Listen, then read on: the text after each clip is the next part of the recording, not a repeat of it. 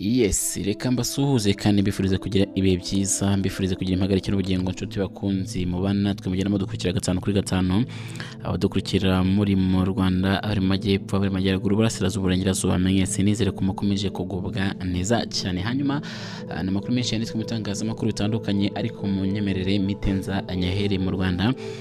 Ndahita mpera kuri iyi nkuru yatangajwe ivuga ko Rwanda yasubitse ingendo zijya i Londres kubera ifungwa ry'ikibuga cya Heathrow.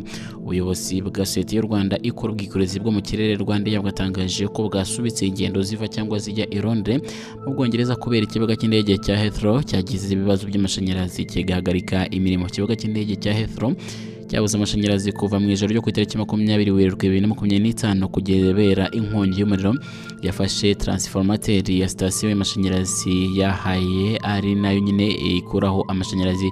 Ubuyobozi bw'ikibuga cy'indege cya Heathrow bwahise butangaza ko bayuhagaritse imirimo yose kugeza ku isaha y'isatanu za nijoro zo ku itariki 21 Werurwe 2025 hagamijwe kubungabunga umutekano w'abagenzi n'abakozi b'icyo kibuga, kandi ko nta muntu wemerewe guhagarara ndetse bataratangaza ko basubukuye imirimo.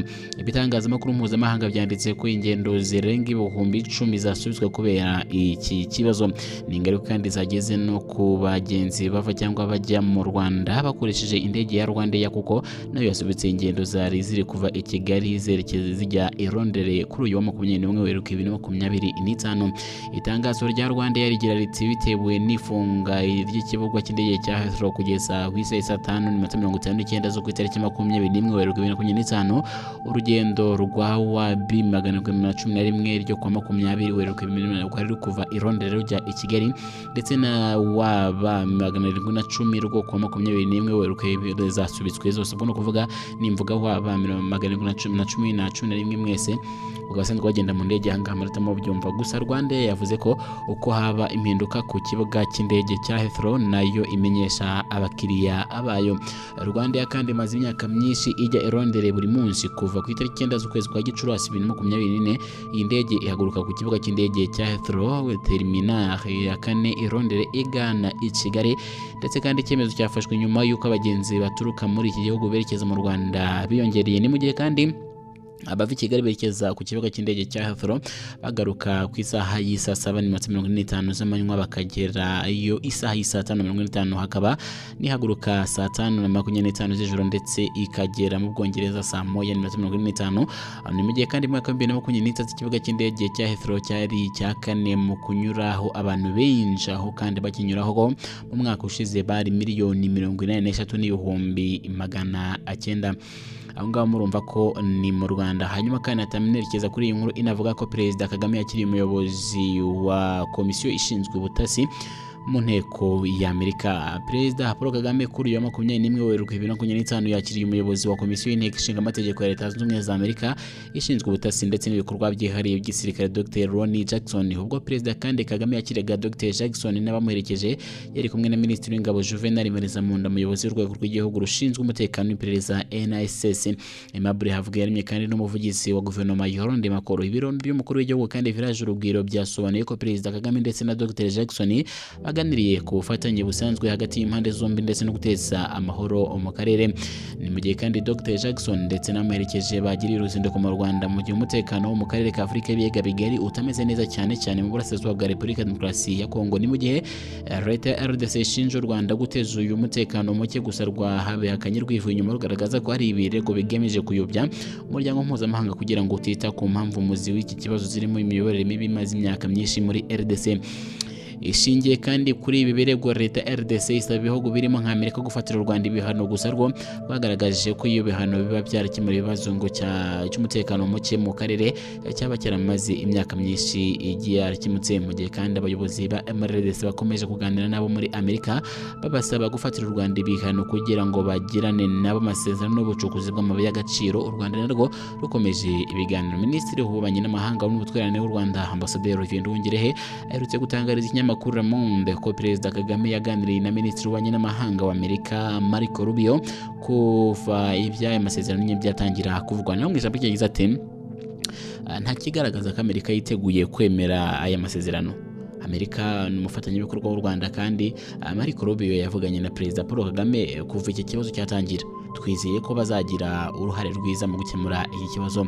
Abakuru b'ibihugu kandi byo mu muryango wa Afurika y'Iburasirazuba East African Community ndetse no Afurika y'Amajyepfo SADC tariki 8 z'ukwezi kwa Gashyantare 2025 bahuriye muri Tanzania bagaragaza ko ibiganiro bya politiki hagati y'impande zishyamiranye aribyo byatuma akarere kabonamo amahoro arambye. Ubwo ni mu gihe impande zombi zikomeje nazo kugaragaza ko nta gahunda zifite yo kuba zagirana ibiganiro, no kuvuga cyane cyane ku ruhande rwa M23 ndetse na leta ya Kongo, bose bakomeje kuba bakwanga kubajya mu biganiro. Hanyuma rero akari ku mutima y'imitima y'abayobozi b'amadini n'amatorero mu Rwanda nyuma y'amabwiriza mashya aba agenga abayobozi b'imiryango ishingiye ku myemerere mu Rwanda batangaje ko amabwiriza y'inyongera nyine abagenga yashyizweho arimo ingingo zimwe zikakaye ku buryo ngo babona zibasaba abufasha kugira ngo bashobore kuyashyira mu bikorwa.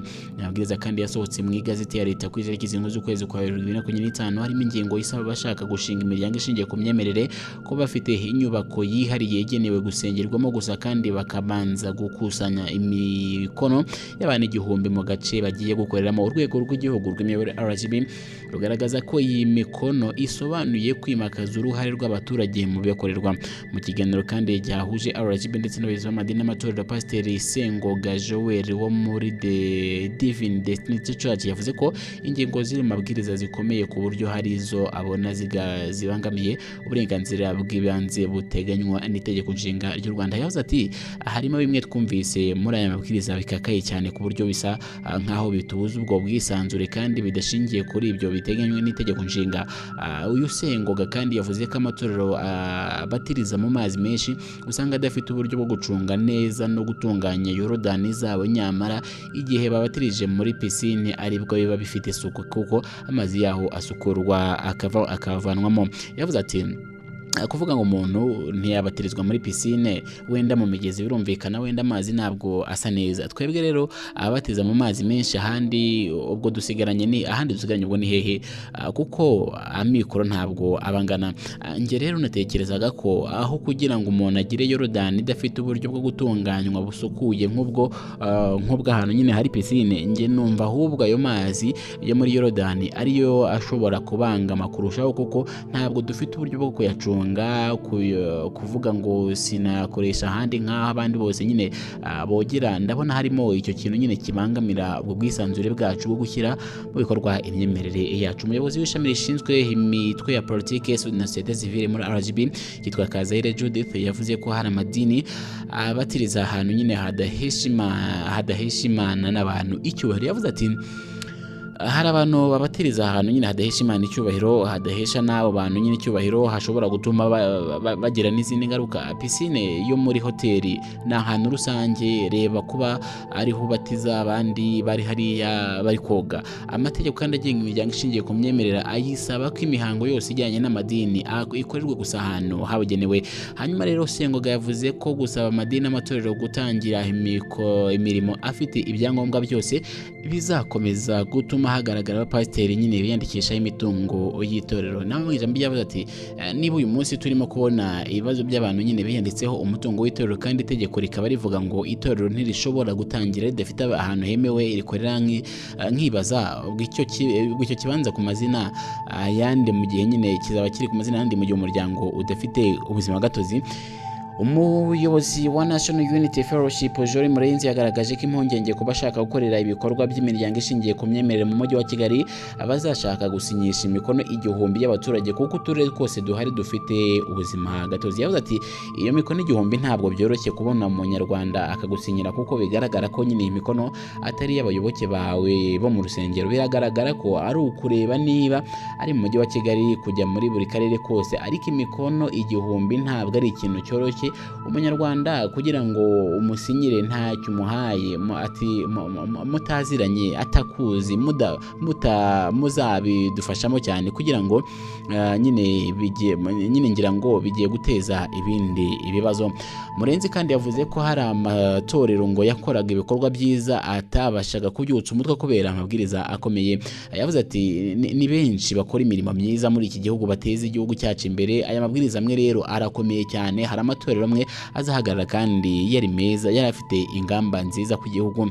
Hanyuma rero umuyobozi mukuru wa RGB Dr Doris Ukeza Picard yatangaje ko itegeko nshinga ry'u Rwanda ritanga uburenganzira ariko bw'umuntu umwe bugarukira aho bw'undi butangirira. Ati ingingo ya 44 y'itegeko nshinga ivuga ko uburenganzira n'ubwisanzure bugarukira ivuga ko mu gukoresha uburenganzira n'ubwisanzure buri wese azitirirwa nyine gusa n'itegeko rigamije kwemera ndetse no kubahiriza uburenganzira n'ubwisanzure n'amadini n'imyitwarire iboneye, ituze rusange rya rubanda n'imibereho myiza muri rusange biranga igihugu kigendera kuri demokarasi. Ni ukuvuga ngo uburenganzira bw'umuntu burangirira aho ubwa mugenzi wawe butangirira. Nicyo cyashyizeho nyine amabwiriza kugira ngo turebe uburenganzira bw'abantu bose. Umuyobozi mukuru w'ihuriro ry'amadini n'amatorero mu Rwanda Rich Musenyeri Rurambanda yavuze ko aya mabwiriza mashya nyine nta kibazo kirimo, ahubwo azafasha amadini n'amatorero gukora neza. Yavuze ati kubera ko bije bidushyira ku murongo